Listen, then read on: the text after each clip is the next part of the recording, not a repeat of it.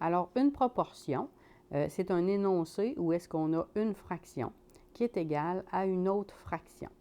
C'est ce qu'on utilise souvent, on l'appelle le produit croisé.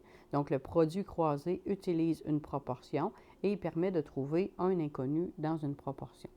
Alors, la proportion dit que si on multiplie ensemble les deux éléments sur une même diagonale, ça va être égal à la multiplication des mêmes éléments sur l'autre diagonale, de façon à ce que A fois D est égal à B fois C. Donc, on a plusieurs exemples qui nous permettent de trouver la valeur des inconnus. Alors, dans le premier exemple, on a x sur 30 qui est égal à 4 sur 12. Alors, le principe du produit croisé, c'est que si je multiplie la première diagonale, ça va être égal à la multiplication de la deuxième diagonale. Ainsi, si je fais 12 fois x, ça va être égal à 30 fois 4.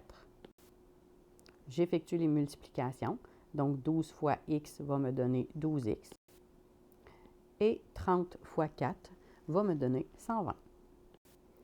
Mon but, c'est de trouver l'inconnu. L'inconnu ici étant x, donc je dois isoler mon x. Donc, j'ai un 12 fois x qui est égal à 120. Alors, je dois diviser par 12 pour me débarrasser du 12 et isoler mon x. On obtient alors x est égal à 10, qui est la valeur de mon inconnu.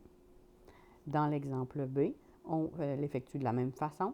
Donc, je peux faire 8 fois 264 et y fois 44 pour effectuer le produit croisé. Alors, j'effectue mes multiplications. 8 fois 264 qui va faire 2112 et y fois 44 qui va faire 44. Finalement, pour isoler mon y, donc qui est mon inconnu, je dois diviser par 44 des deux côtés pour me défaire, donc inverser la multiplication par 44. On obtient alors y est égal à 48, qui est la valeur de mon inconnu.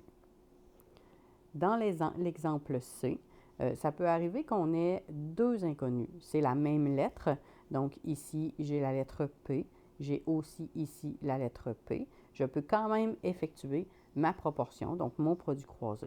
Alors, je multiplie la première diagonale, 1,5P fois 2P. Je multiplie la deuxième diagonale, 3 fois 4, et je les égalise. J'effectue les calculs, donc 1,5P fois 2P va donner 3P au carré. J'effectue ensuite 3 fois 4 qui va me donner 12. Et ensuite, je dois isoler mon P. Alors, pour isoler mon P, je commence par me défaire de ma multiplication par 3. Je termine avec l'exposant 2. Je commence avec la multiplication par 3 dont je dois me défaire. Alors, c'est un fois 3. Alors, je vais diviser par 3. On obtient alors P au carré qui est égal à 4.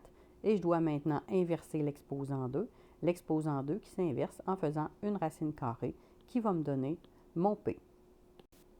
Ainsi, j'obtiens un P qui est égal à 2. Donc, la valeur de mon inconnu P, c'est 2. Alors, c'est de cette façon qu'on trouve la valeur d'une inconnue à partir d'une proportion.